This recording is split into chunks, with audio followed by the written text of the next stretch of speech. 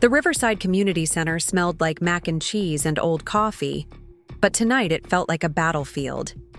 My sister Jessica stood at the head of the long table, her perfectly manicured finger pointing directly at me like a loaded weapon.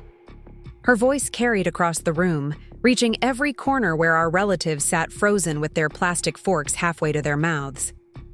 "Sarah has destroyed everything our family worked for," she declared, her voice trembling with what sounded like genuine pain. "She abandoned our grandparents' house for 3 years, never paid a dime for maintenance, and now she wants to waltz back in and take half of everything I've sacrificed to preserve." The silence that followed was suffocating. 32 pairs of eyes turned toward me, and I felt like I was shrinking into the metal folding chair beneath me. My 9-year-old daughter Lily sat beside me, her small hand reaching for mine under the checkered tablecloth. Her iPad was propped against her juice box, and she'd been quietly playing some game while the adults talked. I squeezed her fingers, trying to draw strength from her steady presence. Jessica's tears looked real. Her voice cracked as she continued, "I've been living paycheck to paycheck, pouring everything I have into keeping that house exactly the way Grandma and Grandpa left it. And now she's trying to force me to sell it so she can get money she never earned." She wiped her eyes with a tissue that seemed to appear from nowhere. "I can't believe my own sister would be so selfish." The murmurs started immediately. I heard Aunt Pat whisper to Uncle Bob, "Poor Jessica, she's been through so much." Cousin Tyler shook his head sympathetically. Even Carmen, who had always been kind to me, looked disappointed. I wanted to disappear.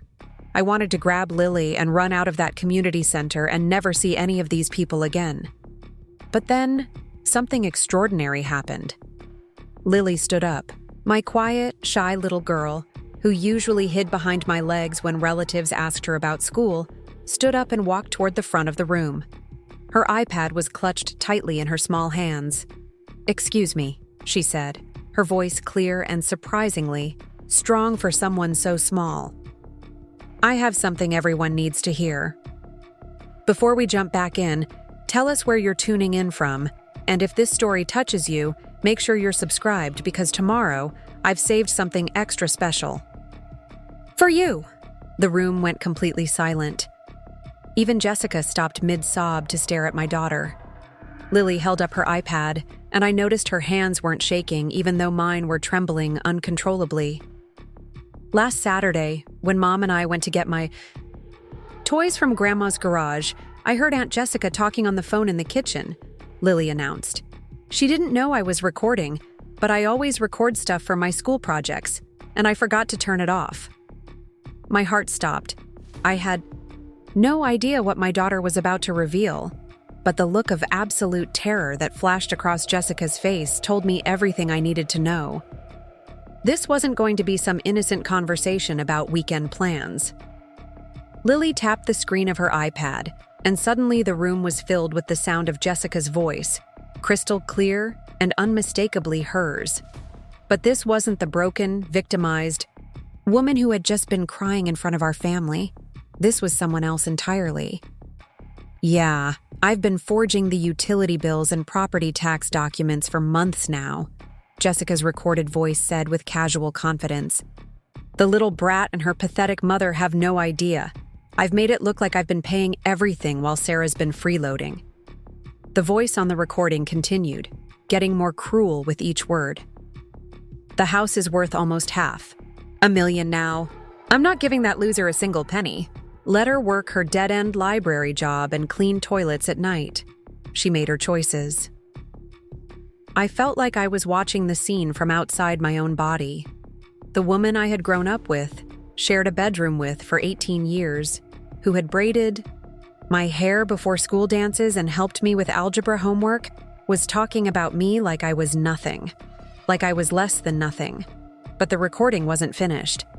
Jessica's voice grew even more venomous. "I've got everyone convinced that she's the greedy one trying to steal from me.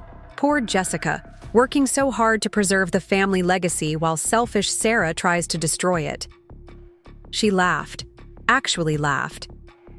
"The best part is, She's too broke to fight me properly. Those legal fees are probably killing her." The recording ended, and the silence that followed was different from before. This wasn't the uncomfortable quiet of people trying to process family drama. This was the stunned, horrified silence of people realizing they had been completely deceived. I looked around the room and saw the exact moment when everything changed. Aunt Pat's face went from sympathetic concern to absolute shock. Uncle Bob's mouth was hanging open. Cousin Tyler was staring at Jessica like he'd never seen her before. Carmen had her hand pressed over her mouth in disbelief. Jessica tried to recover. She tried to explain, to backtrack, to claim the recording was taken out of context or edited somehow. But Lily, my brave little girl, simply held up the iPad and said, "There's more." She played another section where Jessica discussed falsifying maintenance records, creating fake receipts, and even admitted to throwing away mail addressed to me at the house. Mail that probably contained important legal documents I never received. Mail that could have changed everything months ago. "I've been intercepting her mail for over a year," Jessica's voice continued on the recording. "If she doesn't know about the property tax changes or the city notices about improvements, she can't object to anything. By the time this goes to court, I'll have documentation showing I'm the only one who's been taking care of the place." The room erupted, not in the supportive murmurs Jessica had enjoyed minutes earlier, but in angry, shocked voices demanding explanations. Uncle Bob, who had always been the peacekeeper in our family, stood up and looked at Jessica with disgust. "You've been committing fraud," he said, his voice shaking with anger, "against your own sister, while she's been working 2 jobs to support her daughter." Jessica tried to deny it, tried to claim she was protecting the family legacy, tried to make herself the victim, again, but the damage was done. The carefully constructed lies she had built over 3 years crumbled in the space of 5 minutes, destroyed by a 9-year-old with an iPad and the courage to speak truth to power. I finally found my voice. "I never abandoned that house, Jessica. I moved out when I got pregnant because you said there wasn't room for a baby.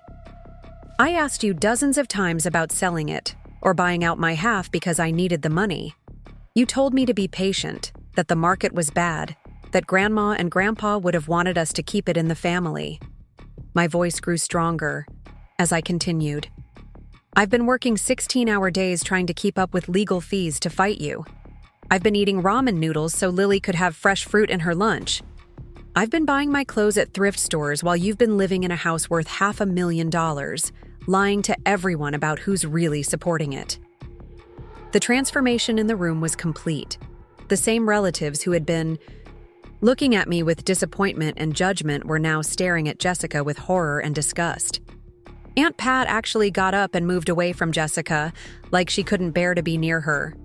But what struck me most wasn't the vindication or the justice of the moment. It was watching my daughter, who had somehow known exactly what needed to be done. She hadn't done this out of spite or anger.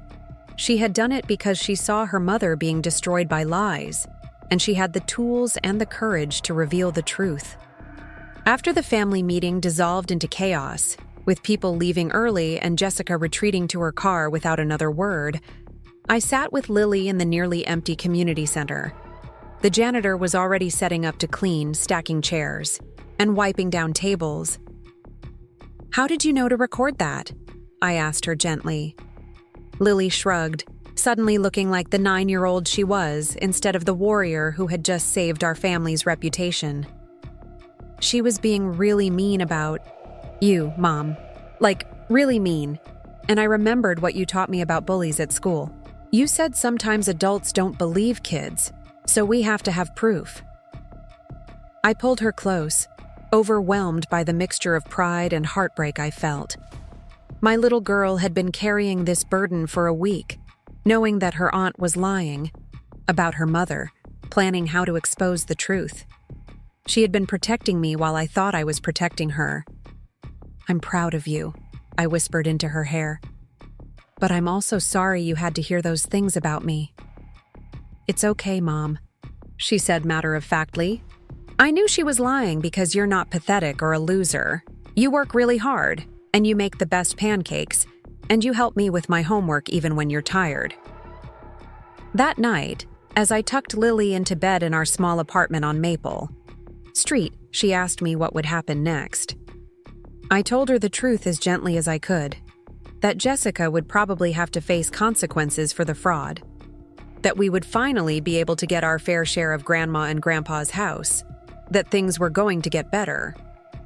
But more than that, I told her something I hoped she would remember for the rest of her life. Sometimes being brave doesn't mean being loud or aggressive. Sometimes it means quietly collecting the truth and sharing it when people need to hear it most. Within 2 weeks, Jessica's lawyer had dropped her case entirely. My attorney said the recordings, combined with the forged documents Jessica had created, made everything crystal clear. The house would be sold, and we would split the proceeds exactly as our grandparents had intended in their will. But the money, as important as it was for our future, wasn't what mattered most. What mattered was that the truth had finally come out, that my family knew I wasn't the selfish, grasping person Jessica had painted me as, that my daughter had learned she could stand up for what was right, even when it was scary. Jessica and I haven't spoken since that night at the community center. I don't know if we ever will. Preparing and narrating this story took us a lot of time, so if you are enjoying it, subscribe to our channel. It means a lot to us. Now back to the story. Part of me grieves for the sister I thought I knew. The one who helped me through my parents' divorce when I was 12. Who drove me to the hospital when I was in labor with Lily. But that person might have been an illusion all along. The Jessica I heard on that recording, talking about me with such contempt and cruelty, revealed something that had probably been there for years. Maybe she had always seen me as less than, as someone who didn't deserve the same respect and consideration she gave to others. Maybe the inheritance dispute just gave her permission to show her true feelings. 3 months later, Lily and I moved into a real house for the first time since she was born. It's modest, but it's ours. She has her own room, painted the purple she picked out herself. We have a small backyard where she can play with the neighborhood kids. I was able to quit my night cleaning job and focus on my work at the library, where I've been offered a promotion to head librarian. Sometimes I watch Lily playing in our backyard and think about that night at the community center. How a 9-year-old had the wisdom and courage to do what needed to be done when all the adults in the room were failing. How she had protected me when I couldn't protect myself. She still carries that iPad everywhere, still records random things for her school projects and for fun. But now I know that device represents more than just a toy or a learning tool. It represents the power of truth, the importance of evidence, and the courage to speak up when something is wrong. The other day, Lily asked me if I missed Aunt Jessica. It was a complicated question that I wasn't sure how to answer. I told her that I missed the person I thought Jessica was, but I was grateful to know who she really was. That sometimes the most painful truths are also the most important ones. "Do you think she's sorry?" Lily asked. I considered this carefully. "I don't know, sweetheart. Sometimes people are more sorry they got caught than sorry for what they did." Lily nodded solemnly, processing this grown-up concept. "Well, I'm not sorry I recorded her. She was hurting you, and that wasn't okay. That's my daughter, 9 years old and already understanding that protecting the people you love sometimes requires difficult choices, that standing up for truth isn't always easy, but it's always necessary. This story isn't just about family betrayal or inheritance disputes. It's about the power of truth to change everything. It's about how sometimes the smallest voices carry the most important messages. It's about the courage it takes to challenge lies, even when those lies come from people we love. Most importantly, it's about how children see the world with a clarity that adults often lose. They haven't yet learned to make excuses for cruelty or to accept injustice as inevitable. When Lily heard her aunt talking about me with such contempt, she didn't rationalize it or minimize it. She recognized it as wrong and took action to stop it. If this story resonates with you, if you've ever felt silenced by someone else's lies, or protected by an unexpected ally, share it with someone who needs to hear it. Leave a comment about a time when truth changed everything in your life. And remember that sometimes the bravest thing you can do is simply press record when you hear something that isn't right. Your voice matters. Your truth matters. And sometimes, just sometimes, a 9-year-old with an iPad can change the world. The aftermath of Lily's revelation hit our family like a California wildfire, consuming everything in its path and leaving nothing but scorched earth behind. In the days following the community center confrontation, my phone rang constantly with relatives calling to apologize, to express their shock, to ask how they could have been so blind to Jessica's deception. Each conversation felt like reopening, a wound that was trying to heal. Aunt Pat called first, her voice thick with guilt and regret. "Sarah, honey, I am so ashamed of myself. I should have questioned her story more. I should have reached out to you directly instead of just believing what Jessica told us." She paused, and I could hear her struggling not to cry. I kept thinking something didn't add up, but I ignored my instincts because she seemed so sincere, so hurt. The calls kept coming. Uncle Bob admitted he had been uncomfortable with Jessica's version of events, but hadn't wanted to get involved in what he assumed was typical sibling rivalry. Cousin Tyler confessed that Jessica had specifically asked him not to invite me to family gatherings over the past year, claiming it would be too awkward given our legal dispute. Carmen revealed that Jessica had been painting me as unstable and vindictive for months, telling anyone who would listen that I was trying to destroy the family legacy out of pure greed. Each revelation was another knife twist, showing me just how systematically Jessica had worked to isolate me from our extended family. She hadn't just stolen my inheritance, she had stolen my relationships, my reputation, and my place in the family structure we had both grown up in. The depth of her betrayal went far beyond forged documents and intercepted mail. She had poisoned every connection I had with people I loved. But perhaps the most devastating call came from Mrs. Rodriguez, our elderly neighbor who had lived next to our grandparents' house for 40 years. She had watched Jessica and me grow up, had given us Halloween candy and helped us find lost cats over the years. Her voice was shaky when she called, and I could tell she was struggling with what to say. "Mija, I need to tell you something that's been eating at me," she began. "About 6 months ago, Jessica came to me with a story about you trying to force her out of the house. She said you had threatened to have her evicted, that you were being cruel and unreasonable. She asked me to be a character witness for her if it came to court, to testify about how she was the only one taking care of the property." My stomach dropped. Jessica had been recruiting witnesses to lie for her, people who trusted her and had no reason to doubt her word. Mrs. Rodriguez continued, her voice growing stronger. "But after hearing about that recording your little girl made, I realized she was lying to me too. I've seen you over there plenty of times in the past 3 years, helping with yard work, bringing groceries when she was sick. You weren't some absent sister trying to steal her home. You were trying to be part of maintaining it." The scope of Jessica's deception was staggering. She had spent years building a false narrative, not just in legal documents, but in the minds and hearts of everyone around us. She had turned me into a villain in a story where I was actually the victim, and she had done it so skillfully that even people who had known me my entire life had believed her lies. As I processed these revelations, I found myself struggling with emotions I hadn't expected. Part of me felt vindicated, finally understanding why family gatherings had become so uncomfortable, why conversations would stop when I entered a room, why invitations to birthday parties and holiday celebrations had become increasingly rare. But another part of me felt a grief so profound it was almost physical. The sister I had grown up with, the woman I had shared secrets and dreams with for decades, had methodically destroyed my place in our family for her own gain. Lily watched me navigate these difficult conversations with the perceptive awareness that seemed to define her generation. One evening, as I hung up from yet another apologetic relative, she climbed into my lap and asked, "Mom, why did Aunt Jessica hate you so much?" It was such a direct, innocent question, but it cut straight to the heart of something I had been avoiding.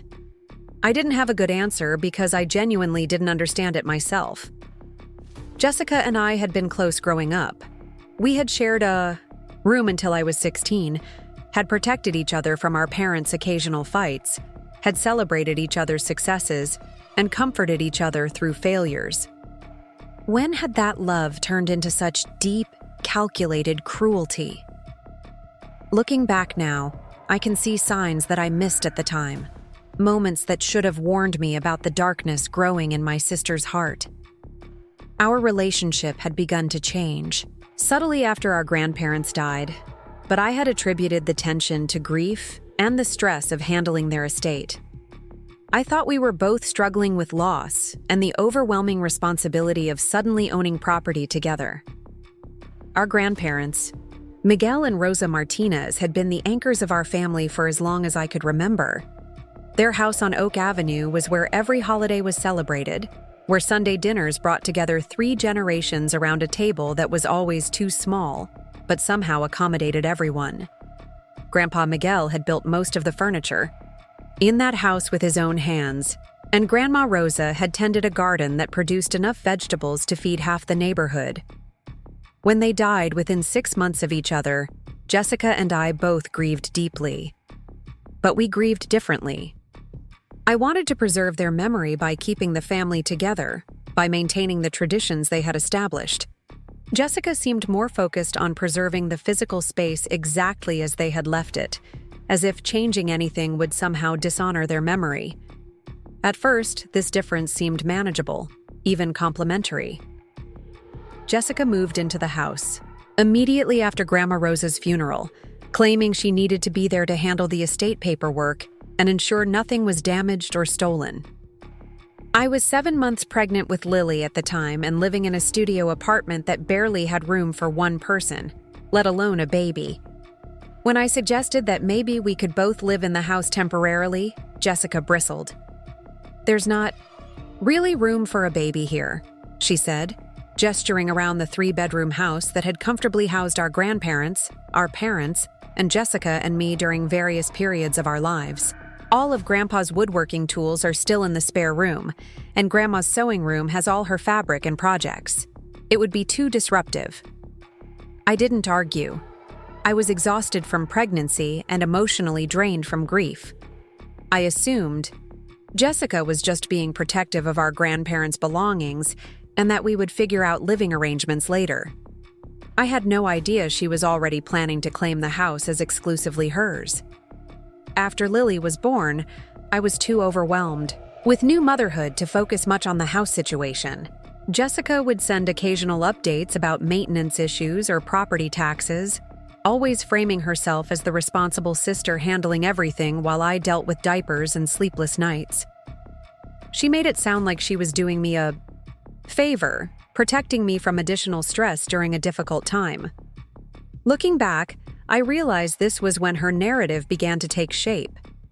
She started positioning herself as the caretaker, the responsible one, the sister who sacrificed her own comfort to preserve our family legacy.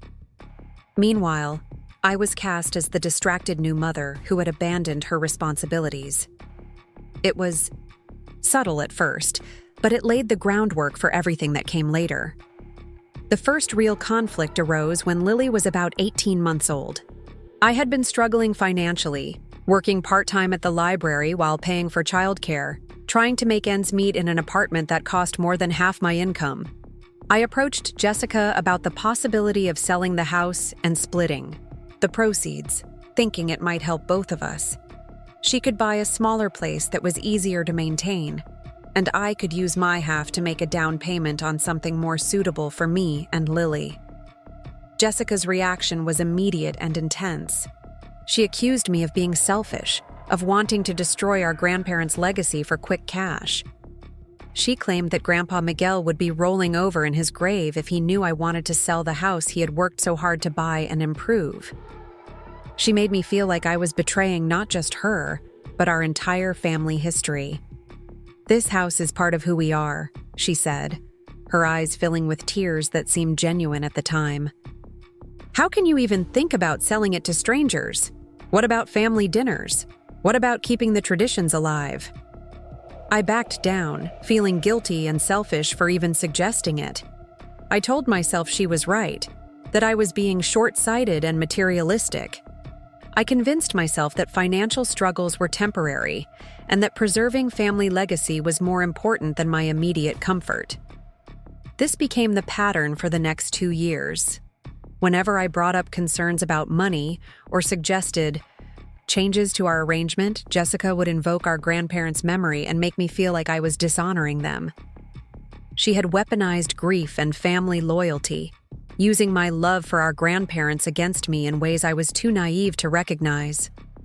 Meanwhile, Jessica was living rent-free in a beautiful house while I struggled to pay market-rate rent for a cramped apartment.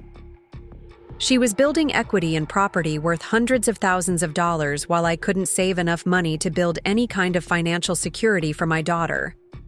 But she had framed the situation so skillfully that I felt guilty for even thinking about these disparities. The dynamic became even more complex when Jessica started dating Marcus, a successful contractor who helped her with various home improvement projects. Suddenly, the house that had been too precious to change was being renovated and updated. Jessica justified this by saying the improvements were necessary to preserve the property's value and that our grandparents would have wanted the house to be well maintained. But I noticed that these improvements were always things Jessica wanted, changes that reflected her taste and lifestyle, rather than preservation of our grandparents' memory. The cozy, cluttered spaces that had defined Grandma Rosa's decorating style were replaced with clean lines and neutral colors. Grandpa Miguel's workshop was converted into a home office for Jessica's marketing work. The vegetable garden that had been Grandma's pride and joy was replaced with low-maintenance landscaping. I watched my childhood home being transformed into something unrecognizable, but I said nothing.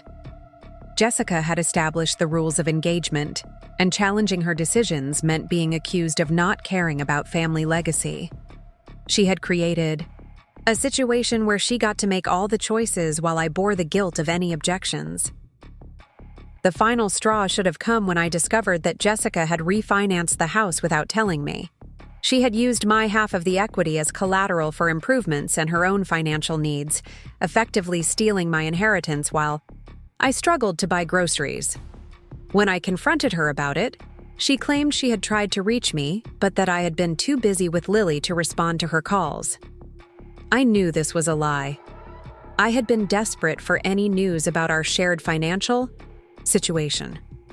I would have answered any call from Jessica, would have driven to the house immediately to discuss something so important.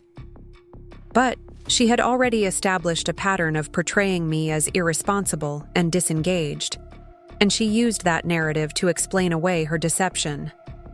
That's when I finally hired a lawyer and tried to force a resolution. I couldn't afford legal representation, but I couldn't afford not to fight for Lily's future either. I took out a loan against my car, borrowed money from friends, and prepared for a battle I should never have had to fight with my own sister. Jessica's response was swift and brutal. She hired an expensive attorney and began building a case that painted me as an opportunistic sister trying to profit from her hard work and sacrifice. She claimed I had abandoned the property, contributed nothing to its maintenance, and was now trying to force a sale purely out of greed. She produced documents showing years of payments for utilities, taxes, and improvements, all in her name, all supporting her narrative of responsible ownership versus my supposed neglect. What I didn't know at the time was that many of these documents were forged or manipulated. Jessica had been creating a paper trail for years, manufacturing evidence that would support her eventual claim to full ownership. She had intercepted mail addressed to me at the house, preventing me from receiving important notices that would have revealed her deceptions. She had been planning this betrayal for far longer than I could have imagined. The legal battle dragged on for months, bleeding me dry financially and emotionally. Jessica seemed to have unlimited resources for attorney fees while I was forced to represent myself for portions of the case. She used every delay tactic available, knowing that time was on her side and that I couldn't sustain a prolonged fight. But perhaps the cruelest part of her strategy was the way she turned our family against me. She shared carefully edited versions of our legal dispute with relatives, always positioning herself as the victim and me as the aggressor. She hosted family gatherings at the house, reinforcing her role as the keeper of family traditions, while simultaneously excluding me from those same traditions. She told Aunt Pat that I had threatened to have her evicted. She told Uncle Bob that I was demanding she pay me rent for living in our family home. She told the cousins that I was being vindictive and unreasonable, trying to destroy the family legacy out of spite. None of these things were true, but they were believable enough to people who weren't seeing the full picture. The isolation was devastating. Family members I had been close to for my entire life began treating me with suspicion and disappointment. Invitations to birthday parties and holiday celebrations became rare. When I did attend family events, conversations would become awkward and strained.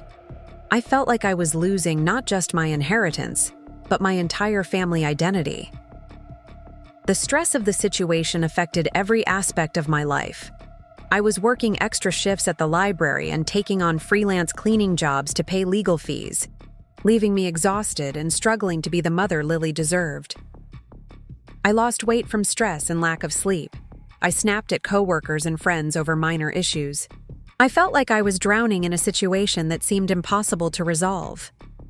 Lily, perceptive even at her young age, noticed the changes in me and in our family dynamics. She asked why we didn't go to Aunt Jessica's house anymore.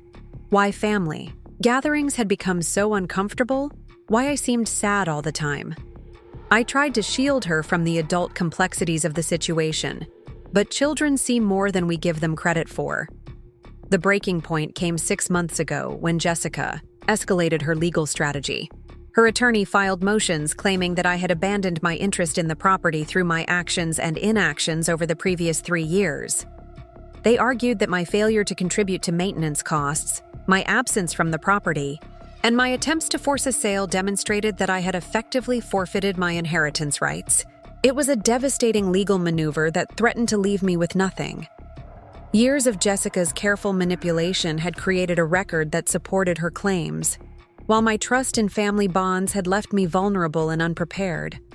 I realized, for the first time, that I might actually lose everything, that Jessica's betrayal might be legally successful as well as morally devastating. That's when the full weight of what my sister had done began to sink in. This wasn't just a disagreement about property or money. This was a calculated, years-long campaign to destroy my financial security and family relationships for her own benefit. The woman I had shared a bedroom with for 18 years, who had been my maid of honor when I married Lily's father, who had held my hand in the hospital when Lily was born, had been systematically betraying me in ways I was only beginning to understand. The Jessica I thought I knew had been an illusion, a carefully maintained facade that concealed someone capable of breathtaking cruelty toward her own family. The real Jessica was someone who could forge documents, intercept mail, lie to relatives, and manipulate legal proceedings without apparent guilt or remorse. She was someone who could look me in the eye at family gatherings while knowing she was actively working to destroy my future and my daughter's inheritance. This realization was almost more devastating than the financial implications of her actions. I had lost not just money and property, but my understanding of who my sister was and what our relationship had meant. The shared history I had treasured, the childhood memories that had sustained me through difficult times, all of it was now tainted by the knowledge of who Jessica really was beneath the surface. But even in my darkest moments during this period, I had no idea that my 9-year-old daughter was watching, listening, and quietly documenting the truth that would eventually set us both free. The morning I received Jessica's final ultimatum, Delivered through her attorney's crisp letterhead, I sat at my kitchen table staring at the words until they blurred together. The legal language was cold and clinical, but the message was devastatingly clear. Accept a settlement of $25,000 for my half of a house worth nearly $500,000, or face a protracted court battle that would likely leave me with nothing but crushing debt. $25,000 for half of our grandparents' legacy, for my daughter's future, for 3 years of lies and manipulation. Jessica was offering me roughly 5% of what my inheritance was actually worth, and her lawyer was presenting it as generous given my questionable legal standing regarding the property. I read the settlement offer while Lily ate her cereal across from me, completely unaware that her mother was being presented with an impossible choice. Accept pennies on the dollar for what was rightfully ours, or risk everything in a legal system that Jessica had spent years manipulating in her favor. Either way, she won. Either way, my daughter's future was compromised by her aunt's greed and calculated cruelty. The letter included a deadline. I had 72 hours to accept the settlement, or Jessica would proceed with a motion for summary judgment, seeking to have the court declare that I had forfeited all rights to the property through abandonment and neglect. Her attorney's confidence was obvious in every paragraph. They believed their manufactured evidence was strong enough to convince a judge that Jessica's version of events was the truth. I called my lawyer immediately, hoping against hope that he would have some strategy, some legal maneuver that could counter Jessica's years of careful planning. But David Martinez, the overworked public defender who had been handling my case pro bono when his schedule allowed, was brutally honest about my chances. "Sarah, I've reviewed all the documentation they've provided, and I have to tell you that it looks bad," he said, his voice heavy with regret.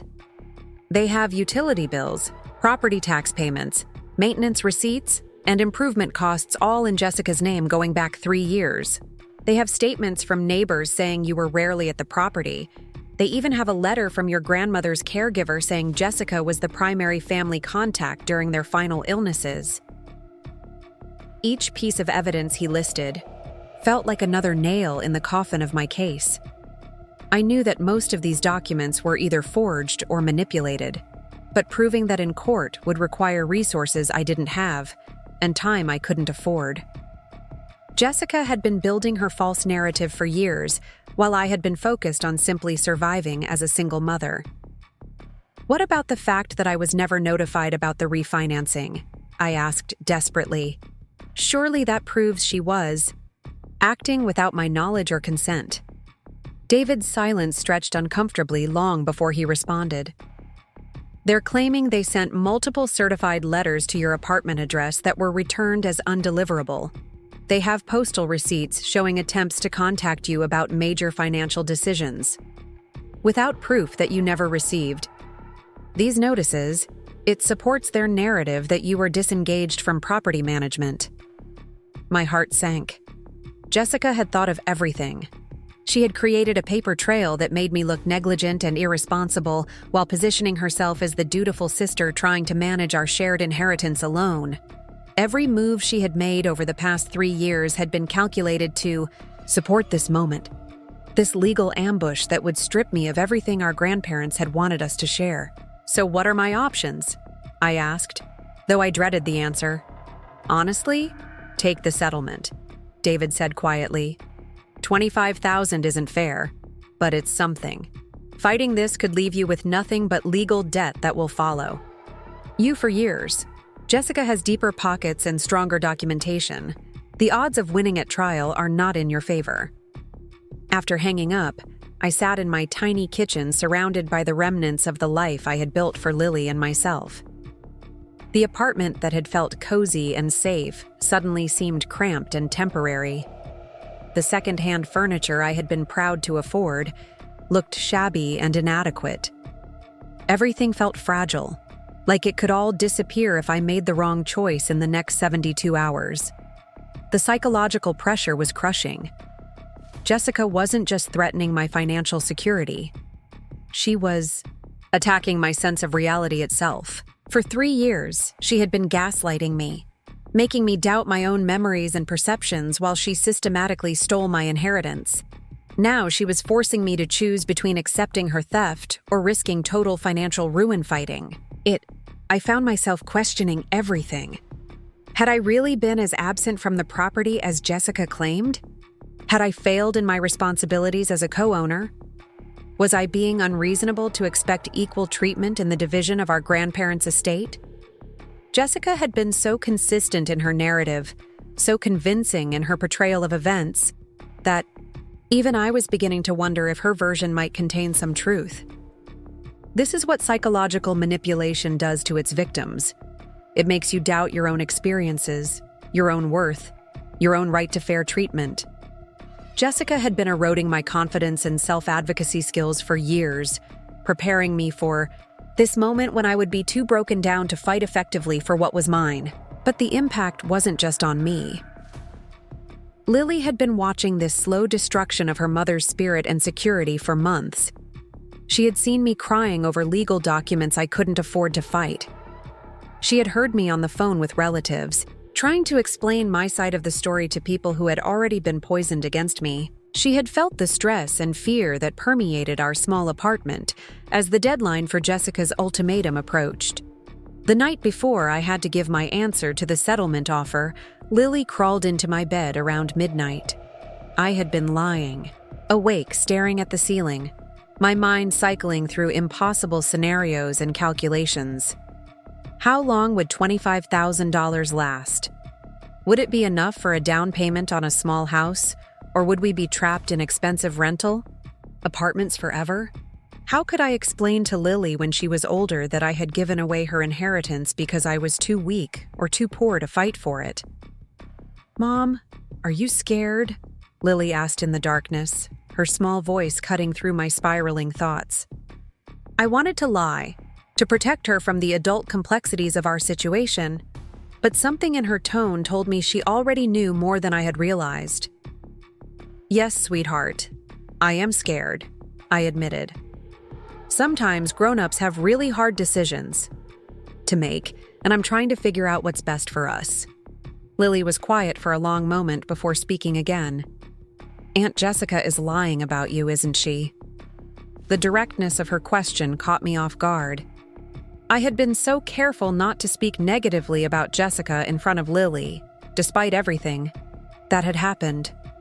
I wanted my daughter to form her own opinions about family members, and I didn't want to burden her with adult conflicts she couldn't fully understand. "What makes you think that, baby?" I asked gently. "Because you're not lazy or mean, like she says. You work really hard, and you take care of me, and you're always nice to people, even when they're not nice to you." Lily's voice was matter of fact, but I could hear the protective edge in it. And I heard her talking on the phone about you, and it wasn't true things. My heart stopped. "When did you hear Aunt Jessica talking about me?" "Last Saturday when we went to get my art supplies from Grandma's garage. I was playing on my iPad in the kitchen while you were outside, and she was talking really loud on the phone. She was saying mean things about you that weren't true." I held my breath, afraid to push too hard but desperate to understand what Lily had heard. Jessica's mask had been slipping more frequently as the legal pressure intensified, and she had become less careful about maintaining her public facade. But I had no idea she had been cruel enough to speak viciously about me within earshot of my daughter. "What kind of things did she say?" I asked carefully. Lily shifted closer to me in the bed, seeking comfort as she shared what had obviously been troubling her. "She said you were stupid and lazy and that you didn't deserve any money from Grandma and Grandpa's house. She said you were a bad mom who couldn't take care of me properly." She laughed when she said it, like it was funny. The cruelty of Jessica's words, delivered within hearing of my innocent daughter, hit me like a physical blow. It was one thing for her to attack me in legal documents or family conversations, but involving Lily, exposing my child to her venomous hatred, crossed a line I hadn't even known existed. "But Mom," Lily continued, "I knew she was lying because you do take care of me. You read to me every night and help me with my homework and make me soup when I'm sick. You work 2 jobs so I can have a nice birthday party and new school clothes. You're the best mom in the world, and Aunt Jessica is just mean. Lying there in the darkness, holding my daughter who was defending me with such fierce loyalty, I felt something shift inside me. For months, I had been allowing Jessica's manipulation to erode my sense of self-worth and my confidence in my own perceptions. I had been so focused on trying to preserve family relationships and avoid conflict that I had forgotten to protect myself and my daughter from someone who had clearly become our enemy. Lily's clear-eyed assessment of the situation reminded me of something crucial. My daughter was watching how I handled this crisis, and my response would teach her lessons about standing up for herself, about accepting or rejecting abuse, about the value of truth versus the comfort of avoiding conflict. If I accepted Jessica's insulting settlement offer, what message would that send to Lily about her own worth and her right to fair treatment? Lily, I said quietly, if someone was being unfair to you, what would you want me to do? Fight. For me? She answered immediately. Even if it was scary. And if someone was lying about you to other people, making them think bad things about you that weren't true, I'd want you to tell everyone the real truth, so they'd know the lies were wrong, out of the mouths of babes. My 9-year-old daughter had just articulated what I had been too beaten down to see clearly. Sometimes fighting back is not just an option, it's a moral obligation. Sometimes protecting yourself and your child requires you to stand up to bullies, even when those bullies are family members with more resources and better lawyers. The next morning, I called David Martinez and told him I was rejecting the settlement offer. I could hear the concern in his voice as he warned me again about the risks of going to trial, but I had made my decision. $25,000 wasn't enough to secure Lily's future, and accepting it would validate every lie Jessica had told about me. More importantly, it would teach my daughter that surrender was acceptable when facing injustice. I understand the risks, I told David, but I can't live with myself if I don't fight for what's right. My daughter is watching how I handle this, and I want her to learn that truth matters, even when it's expensive to defend.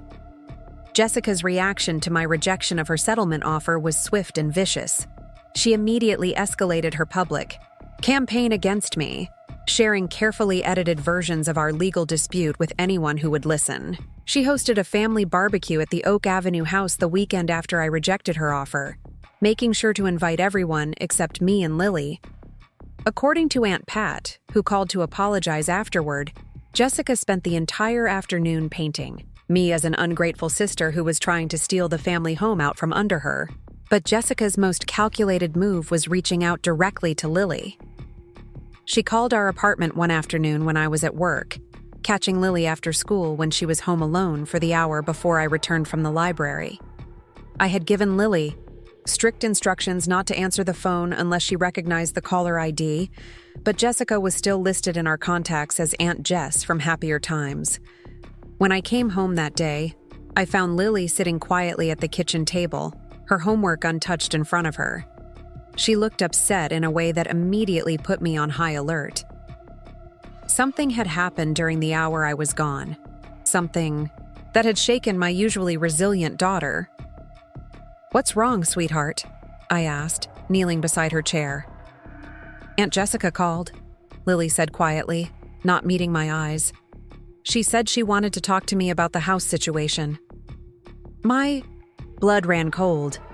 Jessica had crossed every line of appropriate behavior by involving my child directly in our legal dispute.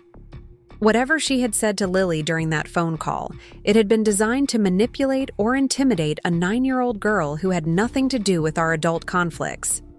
"What did she say to you?" I asked, working hard to keep my voice calm and reassuring.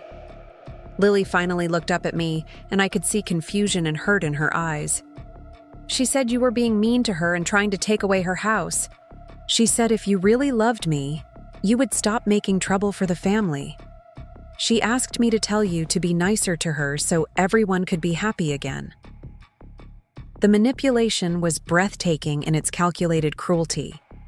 Jessica had positioned herself as the victim, made me the aggressor, and asked my own daughter to pressure me into surrender. She had weaponized Lily's love for me and her desire for family harmony, using my child's innocent wish for peace to advance her own agenda. But Jessica had made a critical error. In reaching out to Lily directly, she had shown my daughter exactly who she really was beneath the mask of victimhood she wore for the rest of the family. Lily was smart enough to recognize manipulation when it was directed at her, even if the adults around her had been fooled by more sophisticated versions of the same tactics. "What did you tell her?" I asked. "I told her that you're not mean and that you work really hard to take care of me," Lily said with quiet pride. "I told her that maybe if she was nicer to you, everyone could be happy. She didn't like that very much." My daughter had instinctively rejected Jessica's attempt to turn her against me, but the phone call had accomplished something Jessica probably hadn't intended.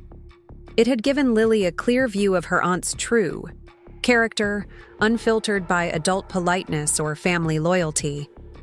She had experienced firsthand the manipulation and emotional blackmail that I had been dealing with for years.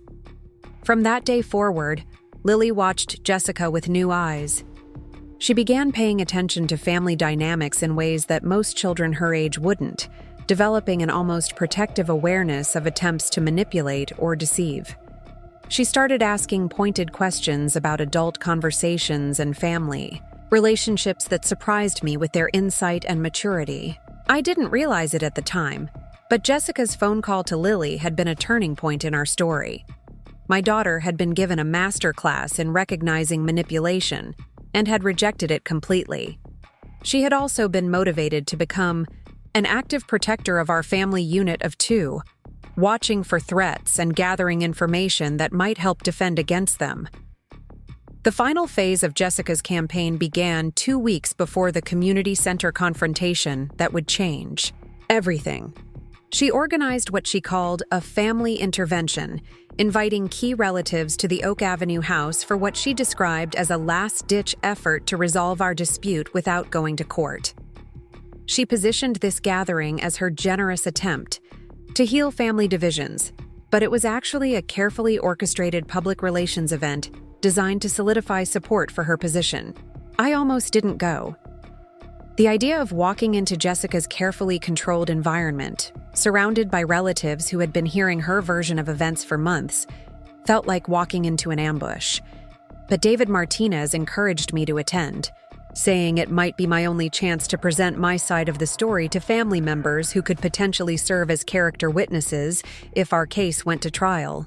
The intervention was a masterpiece of manipulation. Jessica had arranged the house to showcase all the improvements she had made, creating a visual narrative of her stewardship and investment in the property.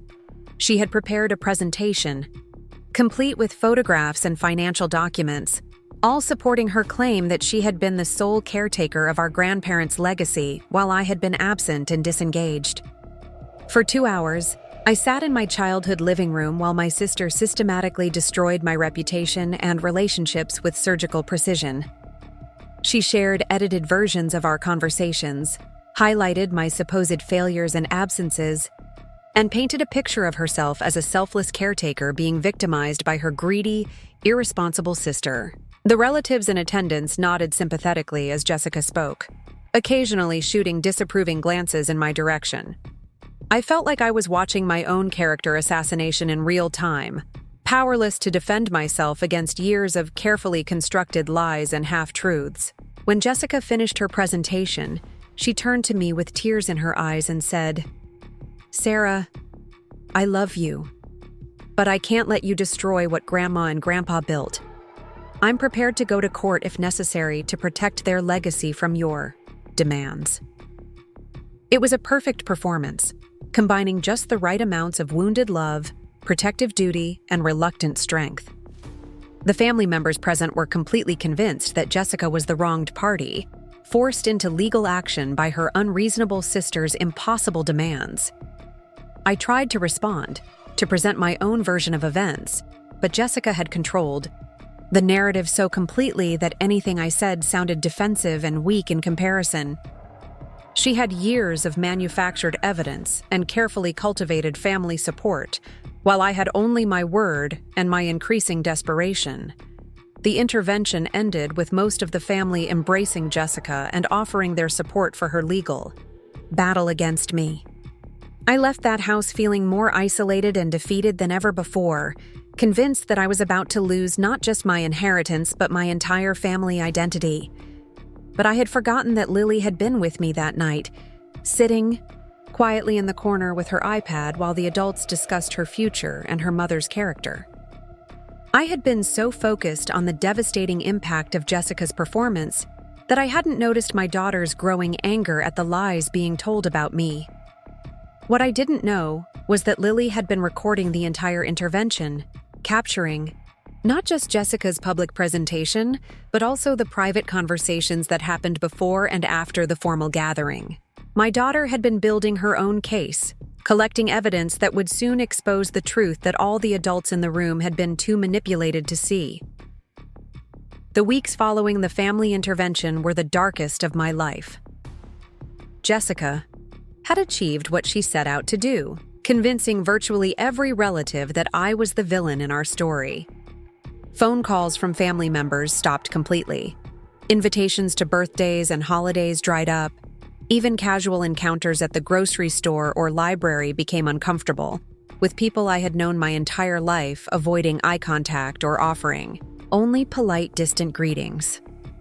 The isolation was suffocating. I felt like I was living in a parallel universe where everyone believed a version of reality that bore no resemblance to my actual experiences. Jessica had been so thorough in her character assassination that even questioning her narrative seemed to make people more convinced of her victimhood. The more desperately I tried to explain my side of the story to anyone who would listen, the more I sounded like exactly what Jessica had painted me as: a bitter, grasping sister making excuses for her own failures.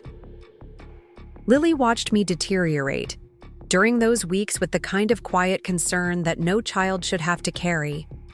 She would find me crying over legal documents I couldn't afford to understand, staring at my phone hoping for a call from a family member who might be willing to hear my version of events, or lying awake at night calculating and recalculating our dwindling finances.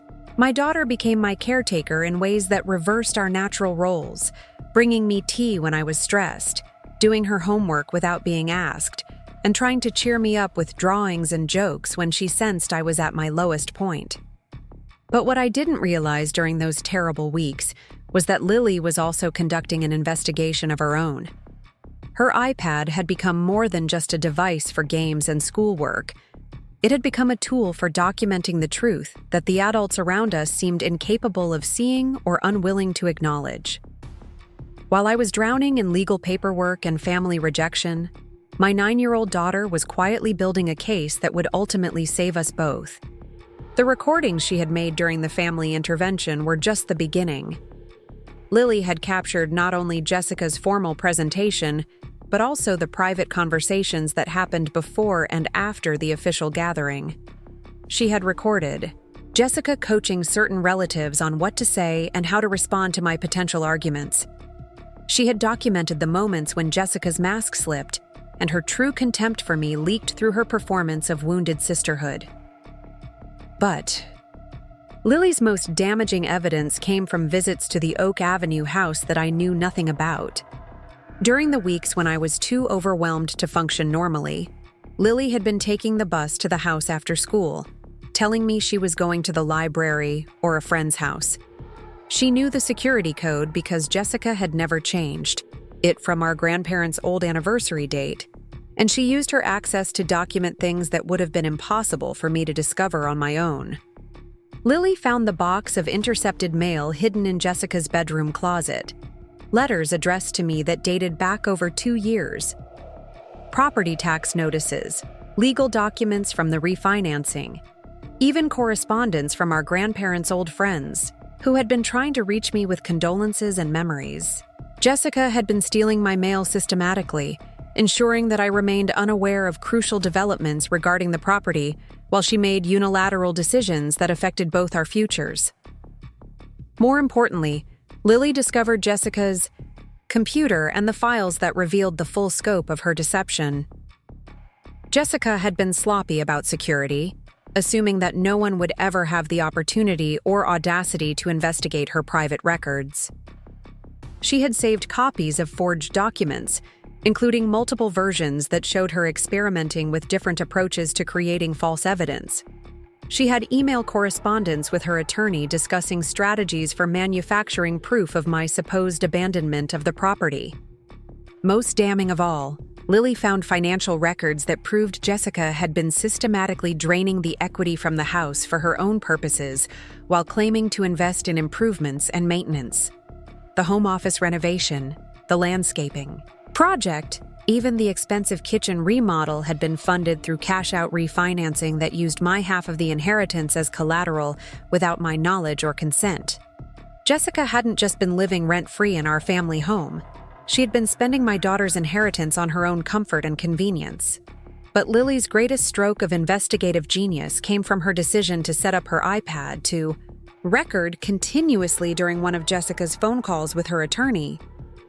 She had noticed a pattern in Jessica's behavior, a tendency to make important calls from the kitchen while pacing and speaking loudly enough to be heard throughout the house. On the Saturday before the community center reunion, Lily positioned her iPad behind a cookbook rack and let it record for over an hour, while Jessica discussed legal strategy with her lawyer. The conversation that Lily captured was beyond anything I could have imagined in my worst fears about Jessica's intentions. Not only did it confirm all the financial fraud and document forgery, but it revealed the depth of Jessica's psychological manipulation and her genuine contempt for me as a person. She spoke about me with a casual cruelty that was breathtaking, referring to me as pathetic, stupid, and worthless. She laughed about how easy it had been to turn our family against me, boasting about her skills at manipulation and emotional warfare. But the most chilling part of the recording was Jessica's discussion of her long-term plans. She hadn't just been trying to steal my inheritance. She had been working to destroy my reputation and relationships so thoroughly that I would have no choice but to leave town entirely. She wanted me gone, erased from the family narrative, with no connection to our shared history or mutual relatives. She saw me not just as an obstacle to her financial goals, but as a threat to the identity she had constructed as the perfect, responsible daughter and sister. Once I get the house completely in my name, I'll make sure everyone knows what she really is, Jessica said in the recording, her voice filled with satisfied malice. A failed single mother who tried to steal from her own family. I'll make sure she's never welcome at another family gathering. I'll make sure her daughter grows up knowing her mother is a loser who abandoned her responsibilities. Hearing Jessica talk about Lily, about my innocent daughter who had never done anything but love her aunt completely, was what finally broke through my paralysis and despair. I had been willing to accept almost any level of abuse and injustice directed at me, but the idea that Jessica would extend her cruelty to my child was unforgivable. The protective fury that rose in me when I heard those words was unlike anything I had ever experienced. Lily shared her evidence with me the night before the community center reunion, approaching me with the same careful planning she had used in her investigation. She had prepared a presentation on her iPad, organizing the recordings and photographs in chronological order to tell the complete story of Jessica's deception. My 9-year-old daughter had built a more comprehensive case against her aunt than my lawyer had been able to construct with months of professional investigation. "Mom," she said quietly as we sat together on our couch, "I know why Aunt Jessica has been lying about you, and I can prove it." For the next 2 hours, Lily walked me through evidence that revealed Jessica's fraud in devastating detail. She showed me photographs of forged documents, played recordings of incriminating phone calls, and explained how she had discovered each piece of proof through her careful investigation. My daughter had risked her own safety, sneaking into Jessica's house and recording private conversations because she couldn't bear to watch her mother being destroyed by lies. The courage and intelligence Lily had shown in protecting our family was overwhelming. While I had been paralyzed by legal pressure and emotional manipulation, my child had been taking action to defend us both. She had seen through Jessica's performance when all the adults around her had been fooled. She had recognized the importance of evidence when others were content to accept manipulation and half-truths. "Why didn't you tell me what you were doing?" I asked, still struggling to process the magnitude of what Lily had accomplished. "Because you were too sad, and I was afraid you might try to stop me," she said matter-of-factly. "I knew Aunt Jessica was lying about you, but I needed proof that other people would believe. Adults don't usually listen to kids unless we have evidence." That night, as I reviewed all of Lily's evidence and prepared for the community center confrontation, I felt something I hadn't experienced in months: hope. Not just hope for winning our case or recovering our inheritance, but hope that justice was possible, that truth could prevail over manipulation, that my daughter would grow up knowing that fighting for what's right was always worth the cost. The community center reunion unfolded exactly as Lily had planned. She knew that Jessica would use the gathering as another opportunity to reinforce her narrative of victimhood, and she was prepared to counter every lie with documented proof. When Jessica stood up to make her tearful speech about my supposed greed and irresponsibility, Lily was ready with recordings that exposed the calculated cruelty behind that performance.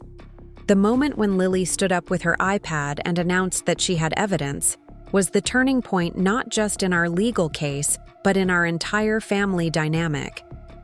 The relatives who had been so thoroughly convinced by Jessica's lies were forced to confront the reality of her deception. The recordings didn't just prove that Jessica had been lying. They revealed the extent of her manipulation and the genuine contempt she felt for people who loved and trusted her.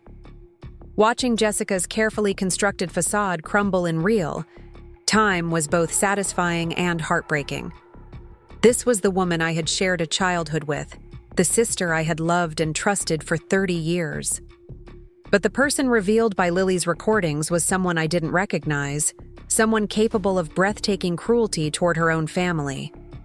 The Jessica I thought I knew had been an illusion, a performance maintained to hide someone who could forge documents, steal inheritance, and manipulate grieving relatives without apparent guilt or remorse.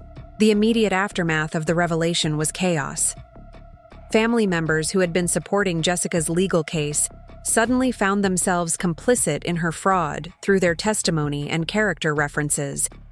Relatives who had been treating me with suspicion and disappointment were forced to acknowledge that they had been weaponized against an innocent victim. The entire family structure that Jessica had so carefully manipulated began to collapse as people realized the extent to which they had been deceived. Uncle Bob was the first to apologize, his face red with shame and anger as he approached me after Jessica had fled the community center. "Sarah, I don't know how to begin to make up for this," he said, his voice shaking with emotion. "I should have questioned her story more. I should have reached out to you directly instead of just believing what she told us." The apologies came in waves over the following days. Aunt Pat called crying, admitting that she had always felt something, was wrong about Jessica's version of events, but had been afraid to trust her instincts. Cousin Tyler revealed that Jessica had specifically asked him to exclude me from family gatherings, claiming it would be too awkward given our legal dispute. Carmen confessed that she had been uncomfortable with some of Jessica's requests for character references, but had provided them anyway out of family loyalty. Each conversation was both healing and painful, revealing the full scope of Jessica's manipulation, while also highlighting how thoroughly she had succeeded in isolating me from people I cared about. The relatives who called to apologize were genuinely remorseful, but their regret couldn't undo months of emotional damage or restore the family relationships that Jessica had systematically poisoned.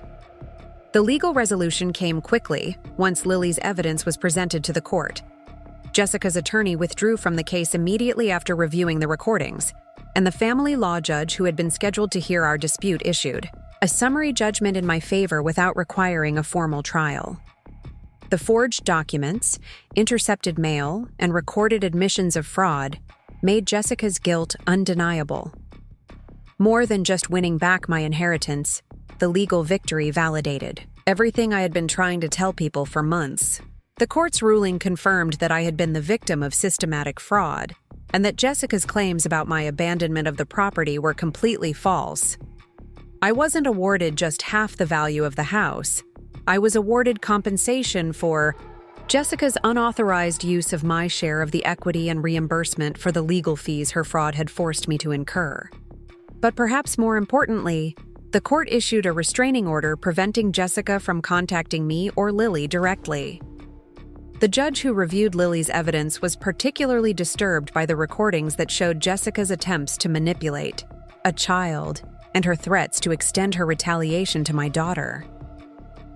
The legal system that Jessica had tried to use as a weapon against me ultimately became the mechanism for protecting us from her continued harassment. The house on Oak Avenue was sold within 3 months, and Lily and I used our share of the proceeds to buy a modest home in a neighborhood across town. It wasn't as grand as our grandparents' house, but it was ours in a way that felt clean and honest. Every room held the promise of new memories rather than the taint of old betrayals. Lily chose paint colors for her bedroom and helped plant a small garden in the backyard, creating beauty that belonged entirely to our small family of 2. Jessica disappeared from our lives as completely as if she had never existed. She moved out of state shortly after the legal judgment, and none of our mutual relatives have heard from her since. I sometimes wonder if she feels any guilt or remorse for what she did. But I've learned not to waste emotional energy on questions that have no useful answers. Some people are capable of profound cruelty, and the reasons why are less important than protecting yourself and your children from their impact. The most profound change in our lives has been Lily's transformation from a quiet, observant child into a confident young person who understands her own power to create justice when adults fail to protect what's right. The investigation skills she developed during our crisis have served her well in school and social situations.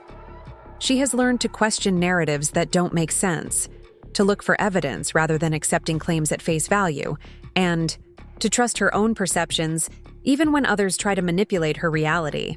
But more than investigative skills, Lily learned something invaluable about courage and family loyalty. She learned that love sometimes requires risk, that protecting the people you care about might mean taking actions that feel scary or uncomfortable. She learned that children can be heroes in their own families, that age doesn't determine your ability to recognize truth or take action when justice is needed. Our relationship has been permanently changed by what we went through together. Lily is no longer just my daughter. She's my partner in building the life we want to live. She proved that she could be trusted with adult responsibilities, and that her insights and instincts are valuable contributors to our family's well-being. I consult her on important decisions now, not because I'm placing inappropriate burdens on a child, but because she has earned a voice in our family through her courage and wisdom. The extended family relationships that survived Jessica's manipulation have been strengthened by our shared experience of recognizing and rejecting deception. The relatives who reached out to apologize and make amends have become closer to us than they were before the crisis. They learned valuable lessons about the importance of hearing all sides of a story and questioning narratives that seem designed to create villains and victims within families. Uncle Bob has become particularly close to Lily, often telling her that she saved not just her mother, but the entire family from continuing to enable Jessica's cruelty. He has helped her understand that her actions were heroic, not just clever, and that standing up for truth takes a special kind of courage that many adults never develop. Aunt Pat has become a surrogate grandmother figure, hosting Lily for weekend visits and holiday celebrations that feel warmer and more genuine than the large family gatherings we used to attend. She often tells me that watching Lily's courage during our crisis inspired her to be more direct and honest in her own relationships, to trust her instincts rather than avoiding conflict at the cost of truth. The financial security that came from recovering our inheritance has allowed me to make choices based on what's best for our family, rather than pure desperation. I was able to reduce my work hours to part-time at the library, giving me more time to be present for Lily's school activities and social development. I was able to start a small college fund for her future, ensuring that Jessica's attempt to steal her inheritance won't impact her educational opportunities. But the most important change in our lives has been the restoration of my confidence in my own perceptions and worth. Jessica's manipulation had been so thorough that I had begun to doubt my own memories and question my right to fair treatment. Lily's evidence didn't just prove Jessica was lying. It validated my sense of reality and confirmed that my instincts about the situation had been correct all along. I no longer second-guess myself when someone's words don't match their actions. I no longer accept manipulation disguised as family loyalty or emotional appeals designed to make me doubt my own needs and boundaries. Jessica taught me, through negative example, how to recognize psychological warfare and protect myself and my daughter from people who use love as a weapon. The story of how a 9-year-old girl exposed her aunt's fraud and saved her family's future has become something of a legend in our extended family. Lily is often asked to tell the story at family gatherings, and she does so with pride, but also with awareness of the serious lessons it contains. She understands that her actions had consequences beyond just helping her mother. They taught everyone around her about the importance of evidence, the power of truth, and the courage required to stand up to manipulation. Recently, Lily started a school project about justice and fairness, choosing to focus on situations where children have had to protect adults who couldn't protect themselves. Her research has shown her that our experience, while dramatic, isn't unique. Children throughout history have found ways to expose abuse, fraud, and manipulation when the adults around them were too overwhelmed or manipulated to see clearly. This perspective has given Lily a sense of purpose and identity that extends beyond our family crisis. She wants to become a lawyer when she grows up, specializing in family law and cases involving financial fraud. She talks about wanting to help other families who are being torn apart by lies and manipulation, using the skills she developed during our ordeal to protect people who can't protect themselves. Sometimes I feel guilty that my daughter had to grow up so quickly, that she was forced to take on adult responsibilities because the adults around her failed to provide adequate protection. But Lily has helped me understand that her actions weren't a burden forced on her by circumstances. They were choices she made from love and strength. She wasn't traumatized by having to save our family. She was empowered by discovering that she could create justice when justice seemed impossible. The iPad that served as Lily's primary tool for documenting Jessica's fraud has become a symbol in our house of the power of preparation and evidence. Lily still uses it for school projects and games, but she also uses it to document important family moments and decisions. She has learned that recording important conversations and keeping careful records isn't paranoia. It's wisdom gained from experience with people who can't be trusted to tell the truth. Our story has been shared with other families going through similar situations, and I've been contacted by parents and children who found strength in learning how we fought back against manipulation and fraud. These conversations have shown me that Jessica's tactics weren't unique. There are people in families everywhere who use love and loyalty as weapons, who gaslight their relatives and steal their inheritance while positioning themselves as victims. But our story has also shown that these manipulators can be defeated by courage, evidence, and the refusal to accept injustice as inevitable. Truth has a power that manipulation can't ultimately overcome, especially when that truth is documented and presented by someone brave enough to stand up for what's right. The community center where Lily exposed Jessica's lies has become a special place for our family. We attend events there regularly, and Lily often points out the exact spot where she stood up with her iPad and changed our lives forever. She doesn't do this with arrogance or self-congratulation, but with quiet pride in having done something difficult and important when it needed to be done. Last month, we hosted our own family gathering at the community center, inviting all the relatives who had supported us after learning the truth about Jessica's deception. It was smaller than the old gatherings at Oak Avenue, but it felt more genuine and warm. People talked openly about what they had learned from our experience, about the importance of questioning narratives that seem designed to create family divisions, about the courage it takes to admit when you've been wrong and make amends. Lily gave a short speech at that gathering, thanking everyone for their support and apologizing for having to expose uncomfortable truths about someone they had all loved and trusted. But she also challenged them to remember the lessons learned, to be more careful about accepting claims without evidence, and to trust their instincts when something doesn't feel right about family dynamics. The response to Lily's speech was overwhelming. Several relatives approached her afterward to tell her that her courage had inspired them to address their own family problems more directly, to stop enabling manipulation and demand honesty in their relationships. Uncle Bob told her that watching her stand up for truth had given him the courage to confront his own brother about financial irregularities in their shared business. As I write this, 3 years have passed since that night at the community center when my daughter changed our lives forever. Lily is now 12, confident and articulate in ways that sometimes surprise adults who don't expect such insight from someone so young. She has learned to balance her natural wisdom with age-appropriate activities and interests.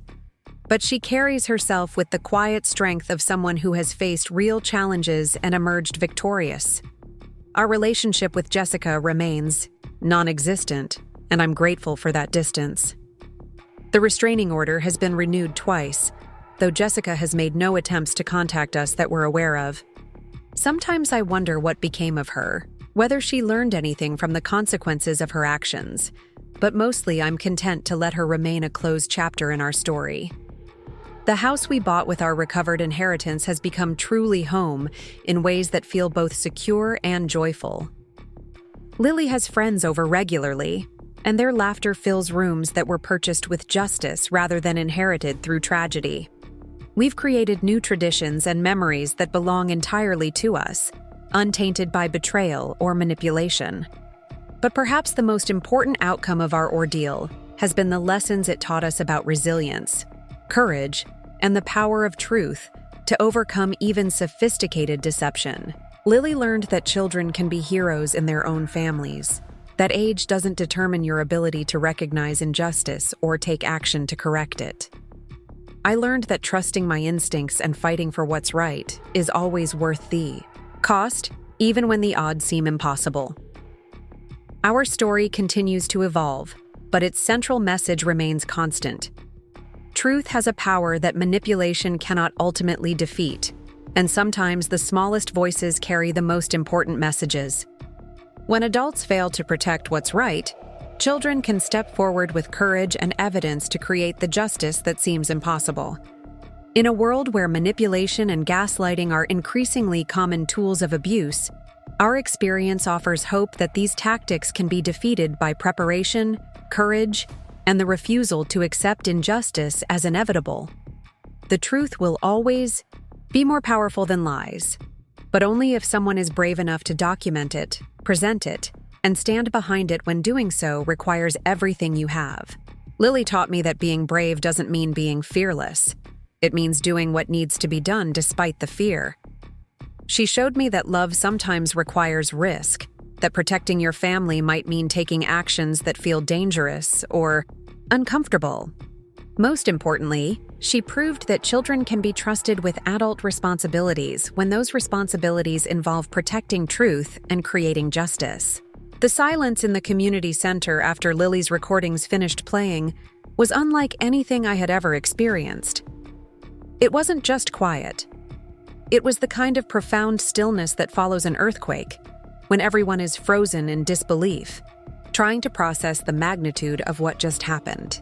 32 people sat motionless in their folding chairs, staring at my 9-year-old daughter who stood at the front of the room holding an iPad that had just destroyed everything they thought they knew about our family. Jessica's face had gone completely white. Not pale, not flustered, but the color of someone who had just watched their entire world collapse in real time. Her mouth hung open, moving soundlessly as if she were trying to form words that wouldn't come. The confident, victimized woman who had been delivering her tearful speech about my supposed greed had vanished, replaced by someone who looked smaller, more fragile, and utterly defeated. The transformation was so complete it was almost surreal.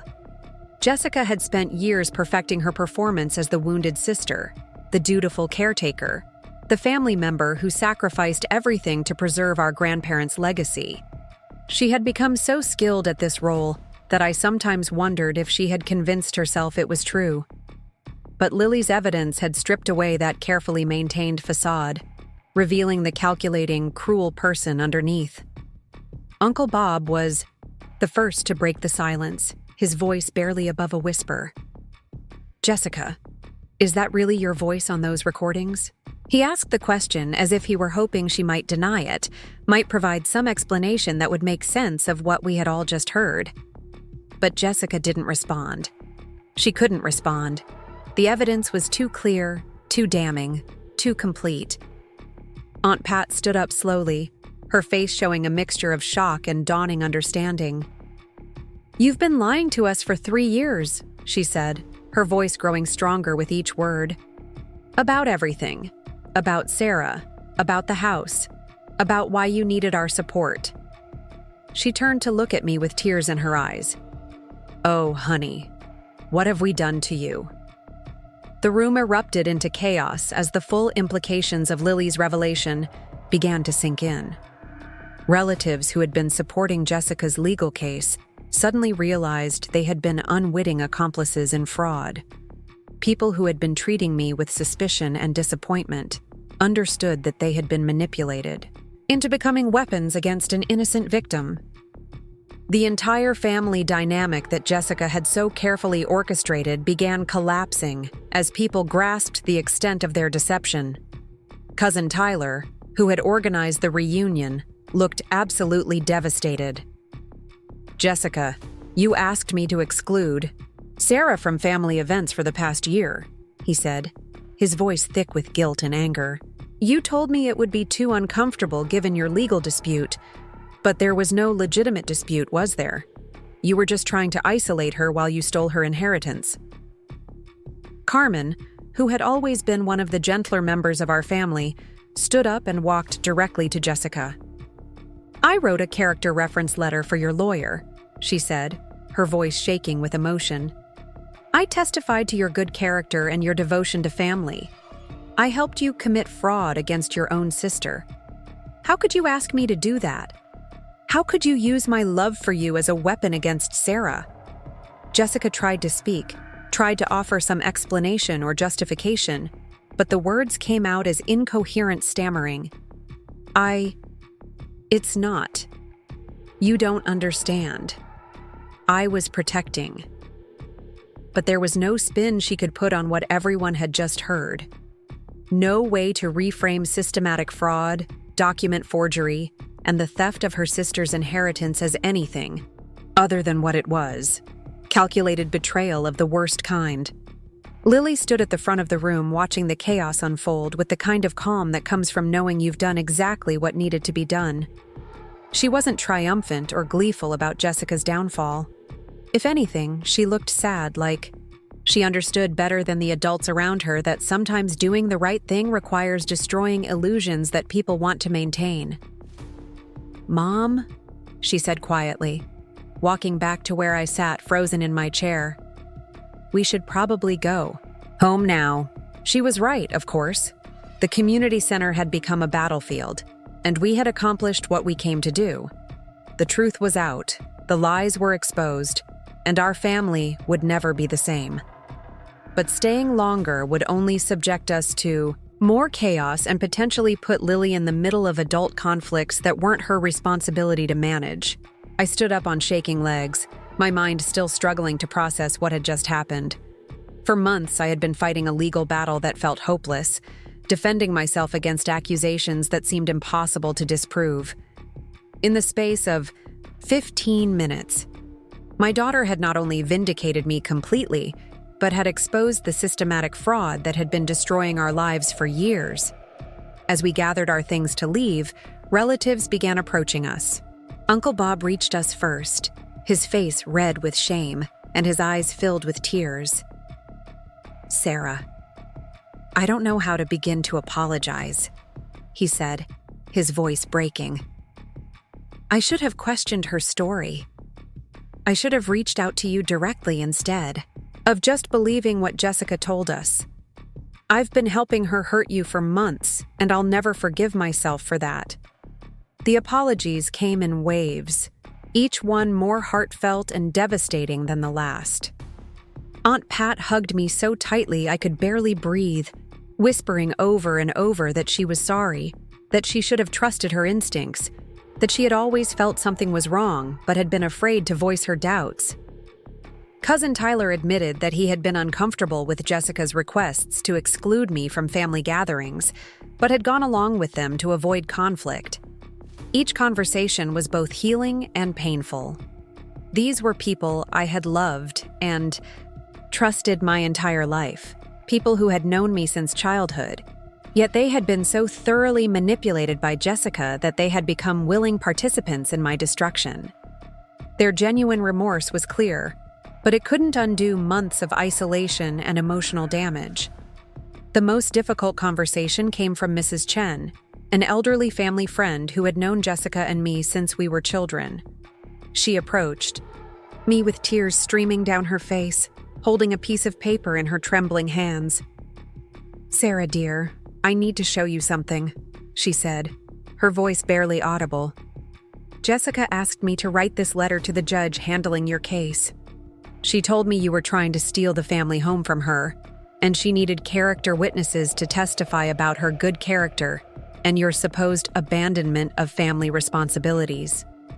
She handed me the letter, and reading it was like receiving a physical blow. Mrs. Chen had written a glowing testimonial about Jessica's dedication to family and her sacrifices to maintain our grandparents' legacy. But more painfully, she had included paragraphs questioning my character, describing me as someone who had abandoned family responsibilities and was now trying to profit from her sister's hard work. "I never would have written those things if I had known the truth," Mrs. Chen said, sobbing openly. "Jessica showed me documents, told me stories, made it seem like you were being cruel and unreasonable. I thought I was helping protect a good person from an ungrateful sister. Instead, I was helping her commit crimes against you." The realization that Jessica had weaponized even our oldest family friends was staggering. She hadn't just stolen my inheritance. She had systematically destroyed my reputation and relationships with people who had known me my entire life. The scope of her manipulation was so extensive that it would take years to fully understand all the damage she had caused. But perhaps the most revealing moment came when Jessica finally found her voice and tried to defend herself. As Lily and I were preparing to leave, Jessica stood up and pointed an accusing finger at my daughter. "She's just a child." "Jessica," shouted, her voice cracking with desperation, "you can't trust the word of a 9-year-old over a grown adult. She probably edited those recordings, or took them out of context, or doesn't understand what she heard. Children make mistakes. They misinterpret things." The room went completely silent again, but this time the silence was different. It was the silence of people who had just heard someone blame a child for exposing their own criminal behavior. Jessica's attempt to discredit Lily only made her own guilt more apparent and her character more reprehensible. Uncle Bob stood up slowly, his face showing a disgust I had never seen from him before. "Jessica, we all just heard your voice on those recordings. We heard you laugh about manipulating your own family, about forging documents, about stealing your sister's inheritance. And now you're trying to blame a 9-year-old girl for having the courage to expose your crimes?" Aunt Pat shook her head in disbelief. "That little girl just saved this entire family from continuing to enable your lies. She showed more courage and integrity in 15 minutes than you've shown in 3 years. You should be ashamed of yourself for even suggesting that Lily did anything wrong." Lily looked up at me with wise eyes that seemed far too old for her face. "Mom, Aunt Jessica is still lying," she said matter-of-factly. Even when everyone knows the truth, she's still trying to make other people the bad guys instead of taking responsibility for what she did. Out of the mouths of babes. My daughter had articulated something that would take me years to fully understand. Some people are so committed to their false narratives that they will continue lying even when the truth is undeniable. Jessica wasn't just a thief. She was someone whose entire identity was built on deception and manipulation.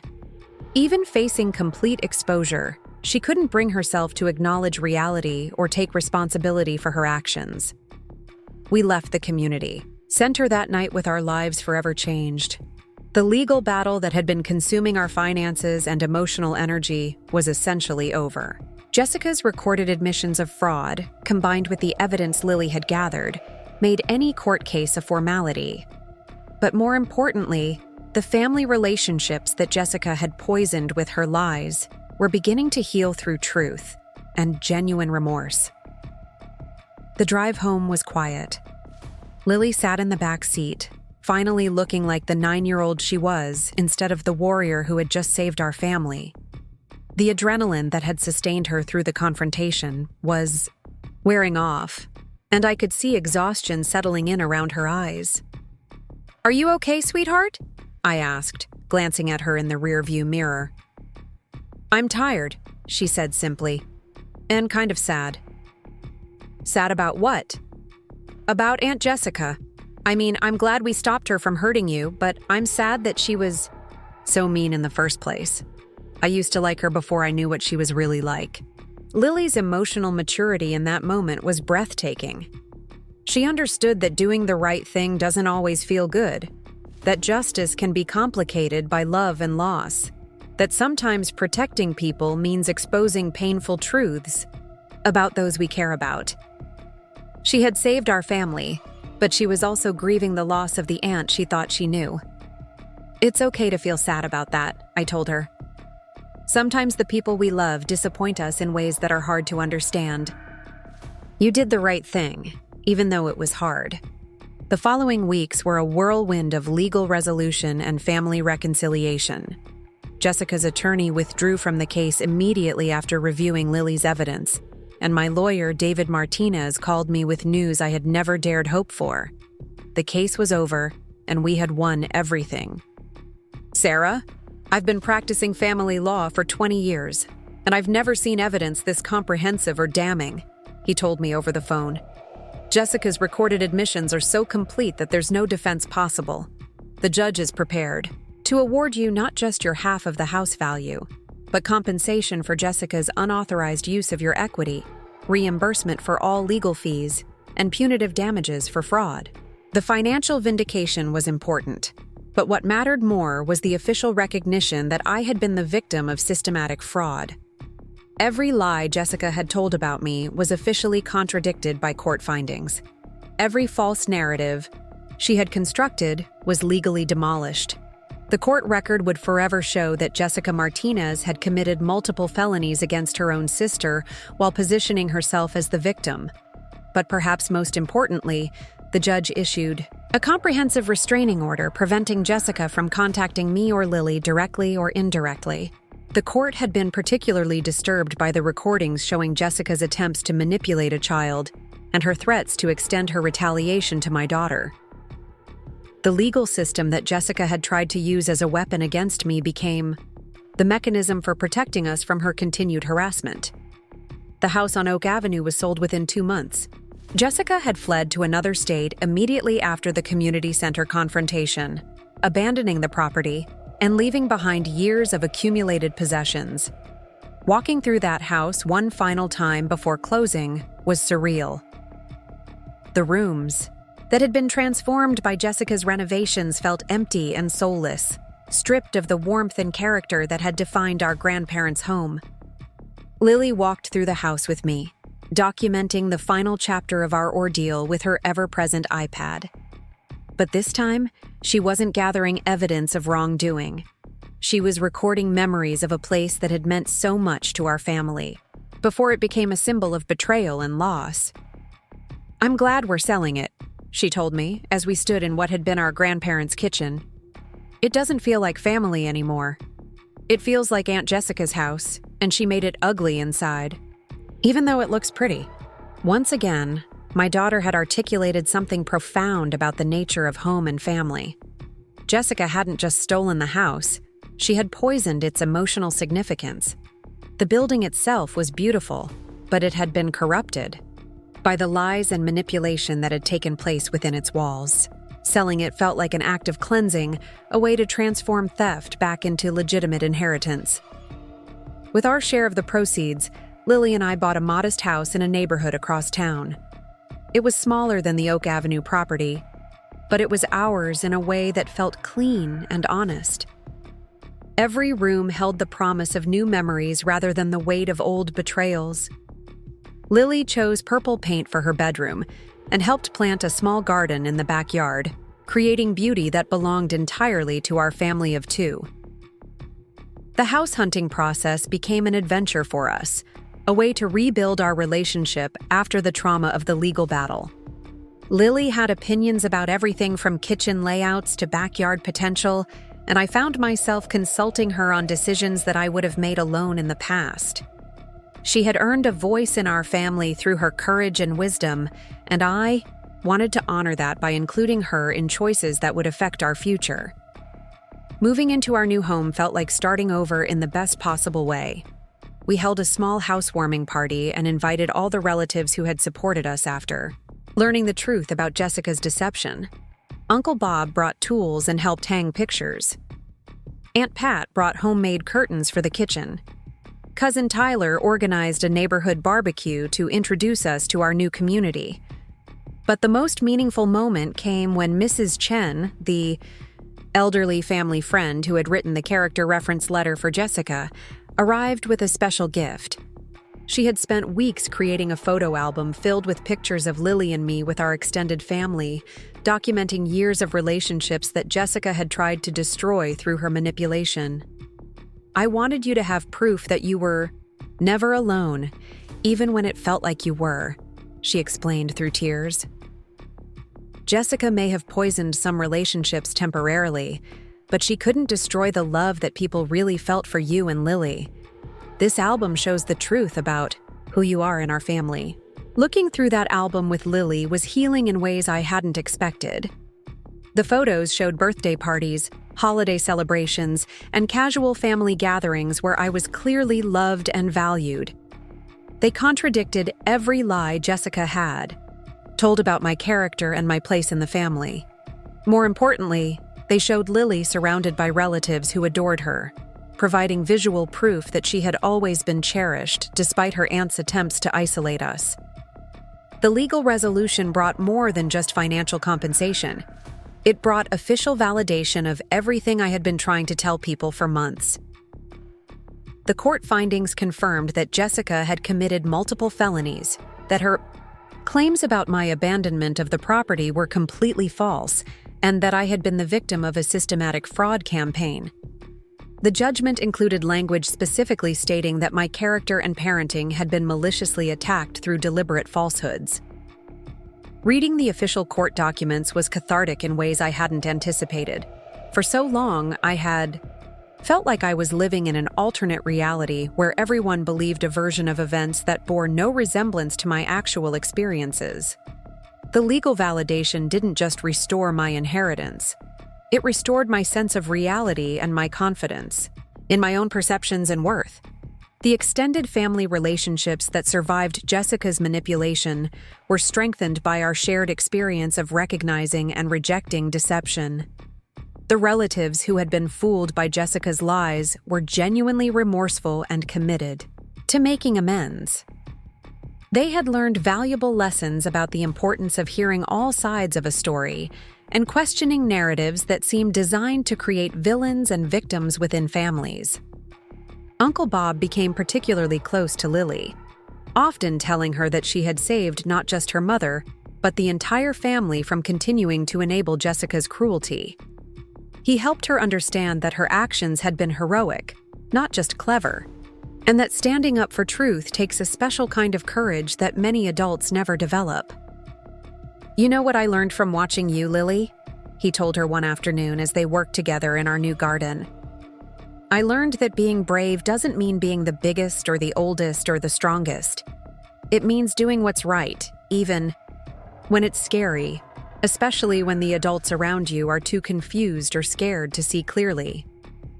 Aunt Pat developed a special relationship with both of us, often hosting Lily for weekend visits and holiday celebrations that felt warmer and more genuine than the large family gatherings we used to attend. She frequently told me that watching Lily's courage during our crisis had inspired her to be more direct and honest in her own relationships, to trust her instincts rather than avoiding conflict at the cost of truth. The neighborhood we moved into became a second family for us. Our neighbors, the Rodriguezes, had a daughter Lily's age, and the girls became best friends immediately.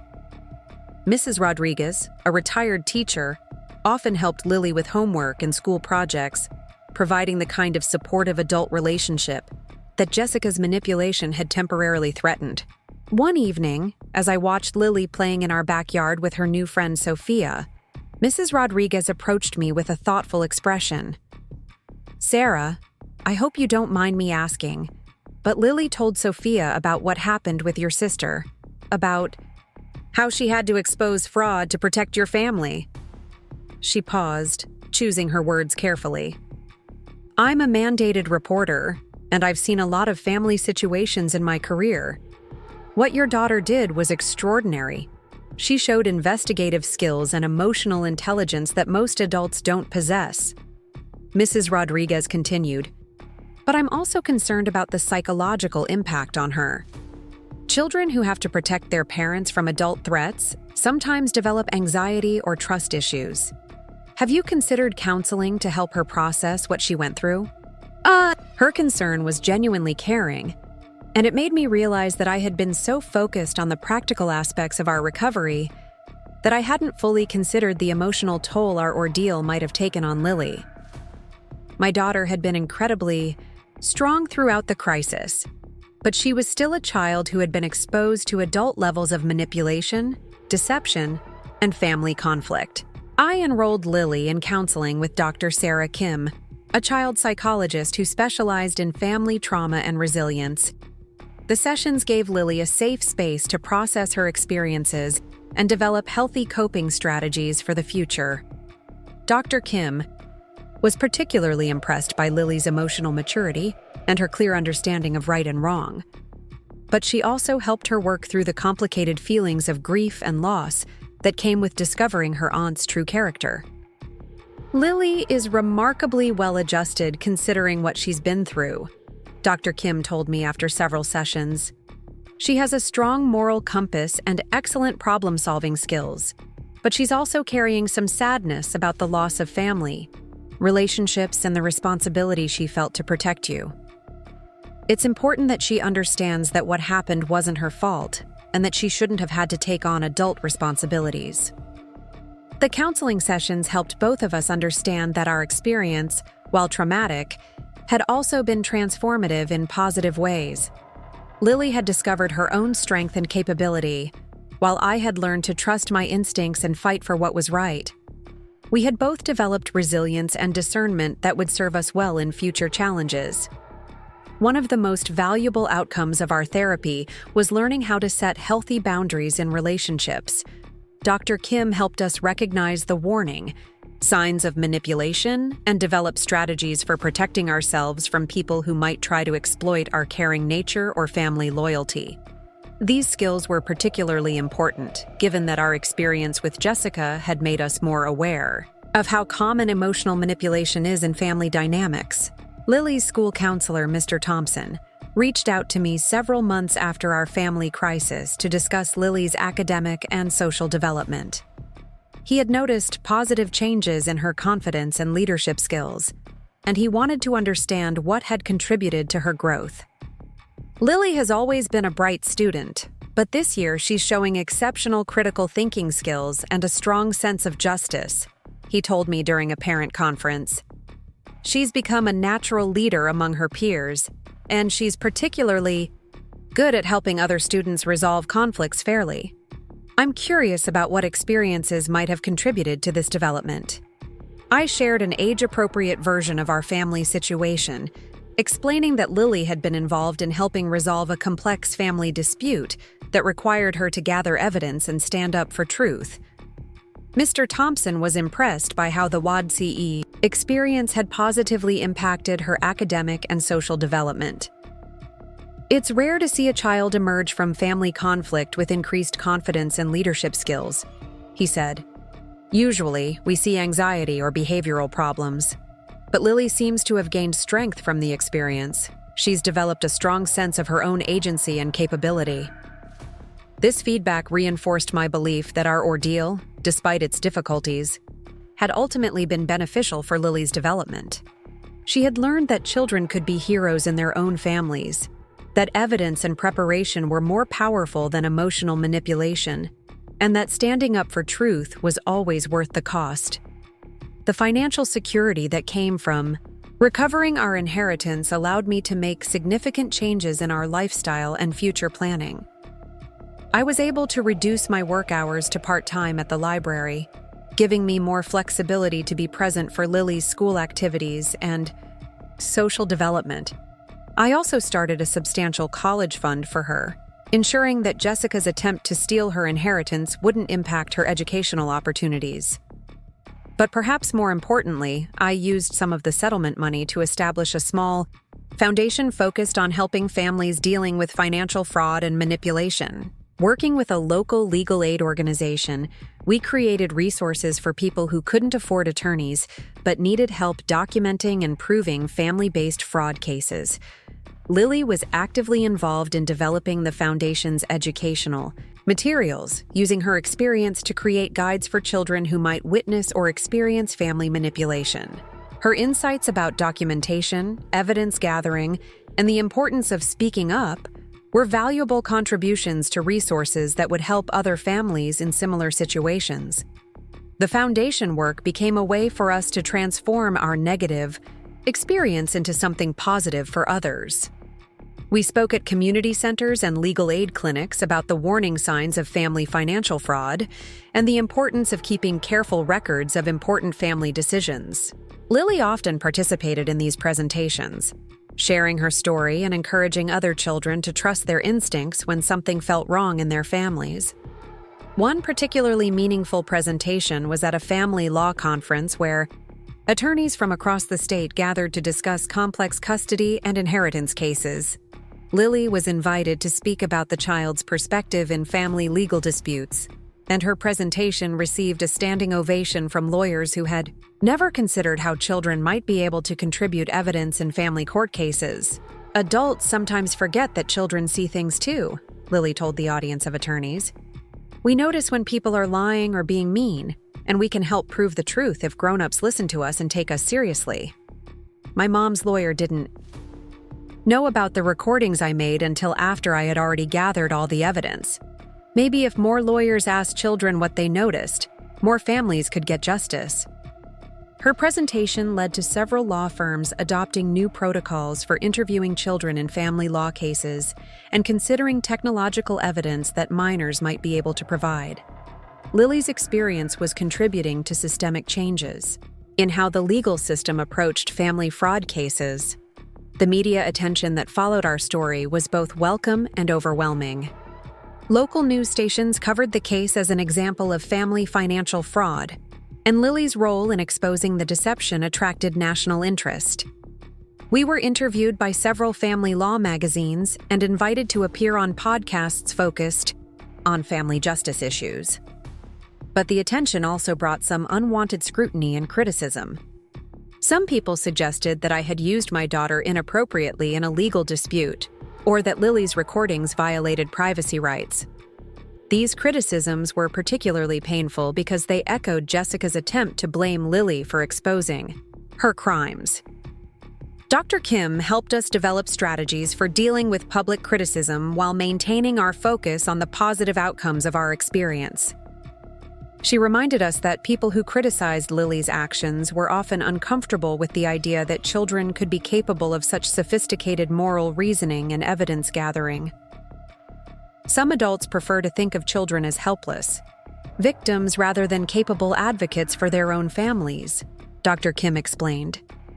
Lily's story challenges that assumption, and it makes some people uncomfortable.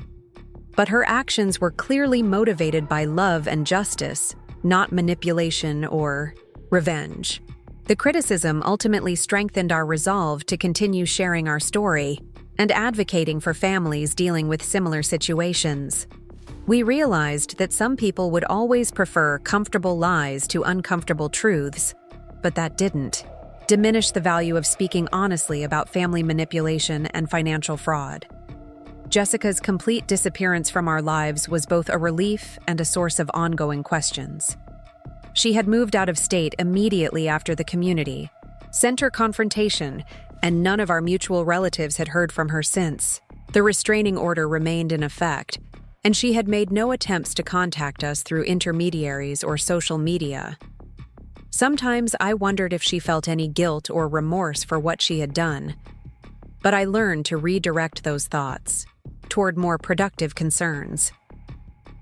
Jessica had shown herself to be someone capable of sustained deception and manipulation, and speculating about her internal emotional state was unlikely to provide useful insights or closure. Lily occasionally asked about Jessica, usually wondering if her aunt was sorry for the lies she had told or if she missed being part of our family. These conversations gave me opportunities to discuss complex moral concepts like accountability, consequences, and the difference between genuine remorse and regret over getting caught. Some people are sorry they hurt others, and some people are only sorry they got in trouble, I explained to Lily. We can't know which one describes Aunt Jessica, but we can focus on protecting ourselves and helping other families avoid similar situations. The third anniversary of our community center confrontation passed quietly, marked by a small family dinner with the relatives who had become our closest supporters. Uncle Bob raised a toast to Lily's courage, and Aunt Pat shared memories of how much our family had learned about honesty and communication since Jessica's deception was exposed. But the most meaningful recognition came from an unexpected source. The California State Bar Association invited Lily to receive an award for outstanding contribution to family justice by a minor. The ceremony was held at the state capitol, and Lily was recognized alongside attorneys and judges who had contributed to family law reform. In her acceptance speech, Lily said, "I didn't set out to be a hero or to change how people think about children in family legal cases. I just wanted to protect my mom from someone who was lying about her. But I learned that sometimes kids have to step up when adults can't see clearly. I hope other children know that their voices matter and that truth is always worth fighting for, even when it's scary." The standing ovation that followed her speech was overwhelming, but what moved me most was seeing the tears in the eyes of family law attorneys who had spent their careers trying to protect children and families from exactly the kind of manipulation we had experienced. Our story had evolved from a personal crisis into a broader conversation about family dynamics, child advocacy, and the importance of evidence in legal proceedings. But at its core, it remained the story of a little girl who loved her mother, enough to risk everything to protect her from lies and theft. As I write this, 5 years have passed since that transformative night at the Riverside Community Center. Lily is now 14, confident and articulate in ways that continue to amaze the adults around her. She has maintained her interest in law and justice, participating in mock trial competitions and volunteering with legal aid organizations during summer breaks. Our relationship has been permanently changed by what we experienced together, but in ways that have made us stronger and closer. Lily is no longer just my daughter. She's my partner in building the life we want to live and my most trusted advisor on important decisions. She proved during our crisis that age doesn't determine wisdom or capability, and I've never forgotten that lesson. The house we bought with our recovered inheritance has truly become home in ways that feel both secure and joyful. Lily has friends over regularly, and their laughter fills rooms that were purchased with justice rather than inherited through tragedy. We've created new traditions and memories that belong entirely to us, untainted by betrayal or manipulation.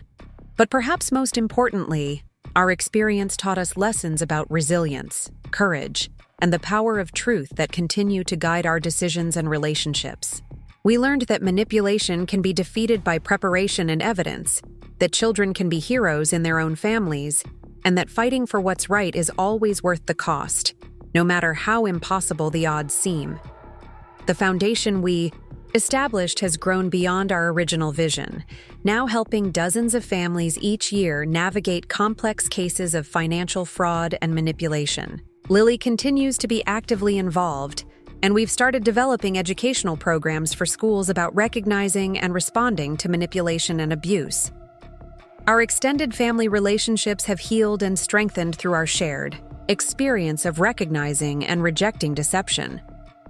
The relatives who were initially fooled by Jessica's lies have become some of our strongest supporters, and they often tell us that our crisis taught them valuable lessons about the importance of questioning narratives and supporting family members who are being victimized. Most importantly, Lily has grown into a young woman who understands her own power to create justice when adults fail to protect what's right. She carries herself with the quiet confidence of someone who has faced real challenges and emerged victorious. But she also maintains the compassion and empathy that motivated her original actions. Sometimes people ask me if I regret the pain our family went through, if I wish Jessica had never revealed her true character through her attempts to steal our inheritance.